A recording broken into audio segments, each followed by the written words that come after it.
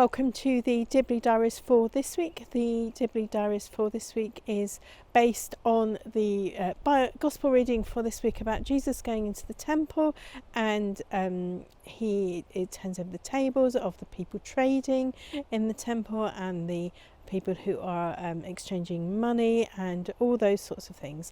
So Jesus clears out the temple. And so I wanted this week in the Rural Challenge to think about what does it mean for us to welcome visitors to our church buildings, but how do we ask them to contribute towards the cost of maintenance for the church buildings and also the cost of having those church buildings open to the public. Now, this is often a bigger problem in larger places, so in urban communities, particularly large cathedrals or abbeys, large church buildings like that. Should you charge people for entry? You can never charge people for worship. That's not what worship is about. But actually, should you be charging people to come into your building at a non-worship time? How can you encourage people to give? Should you have a shop or a cafe in your church building, or should you not have any of those things at all? This is a big question, and whilst mainly it's for cathedrals and abbeys, but actually you may have a rural church building in a place which is particularly visited by tourists, or in the church building there might be a particular thing which tourists like to come and see. So how do you monetize up to a point that resource that you have been given, bearing in mind Jesus is a kind of tearing apart of those people who are trading in the building? It's a difficult balance to know what to do, how to have welcome, but also how to support the costs of the church building and the toll on the church community of having the building open for tourists, for visitors, as well as those who are worshipping.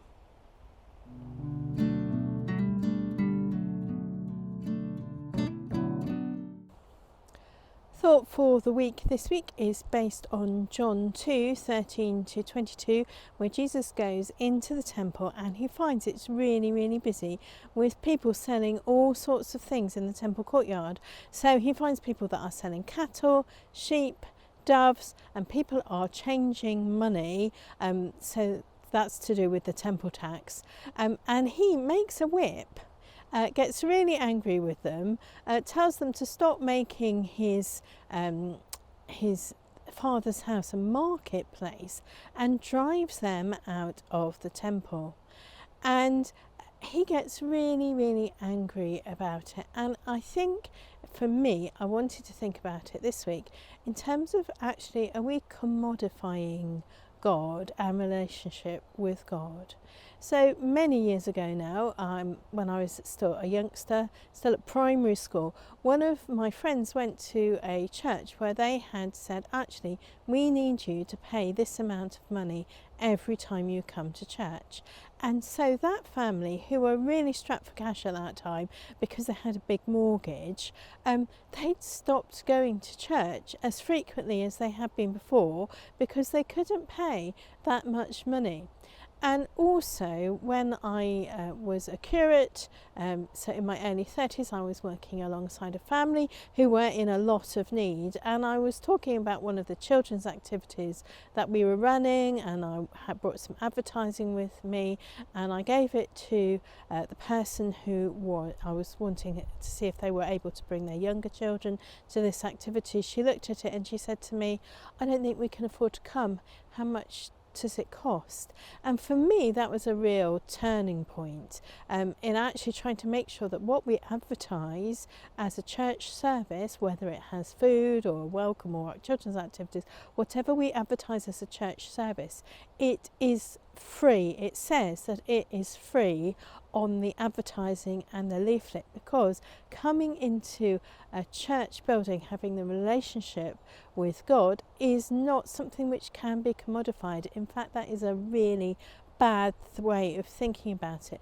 Can't think about anyone being richer, being closer to God because they can afford to come to church. So we mustn't at any point actually think about that. And that's what Jesus was, one of the things that Jesus was working on was actually this is all well and good, but you are making coming to the temple about how much money you have, and that is not what it is about at all.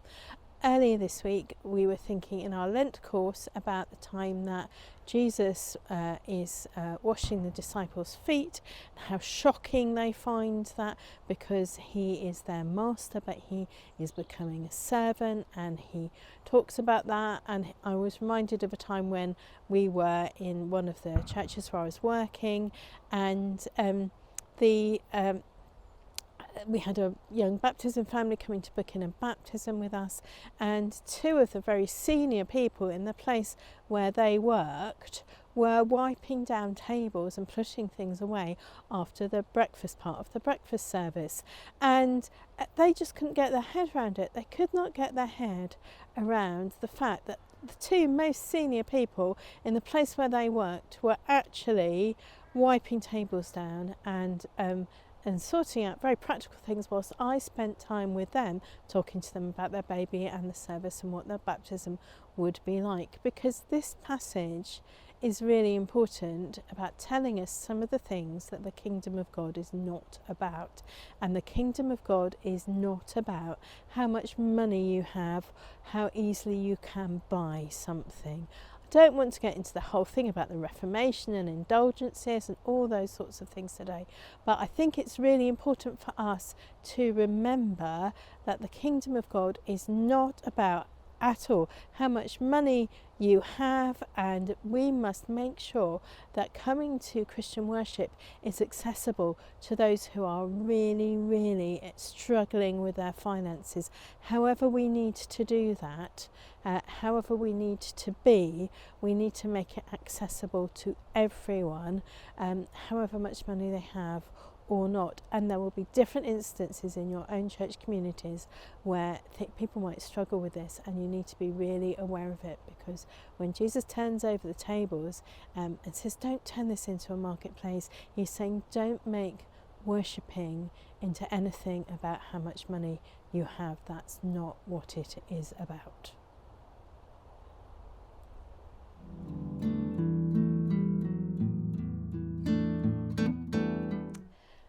The Dibley moment of the week this week is about something which I actually did when I was much younger.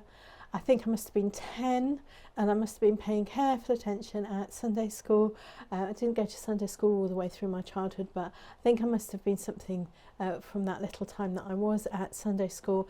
We were on holiday and we walked into a large tourist place, church building, and there was a row of card tables kind of blocking the entranceway, and on those card tables were piles of money, and it just reminded me of this story of Jesus turning over the tables in the temples, and I just was like, oh, this is not good. This is not good. I remember having a real sort of physical reaction to it. Anyway, this little 10-year-old girl said to the people who were charging us money to go into this church building, I don't think Jesus likes this very much.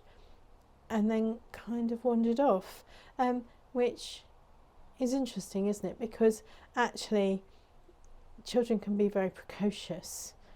But also, I always try to listen to children when they have an opinion on something, because usually it's a really important thing that they've been thinking about. That's it for the Dibley Diaries for this week. I pray that you and your village, however large or small, have a really blessed week where all your church communities can gather together, regardless of whether they're rich or poor.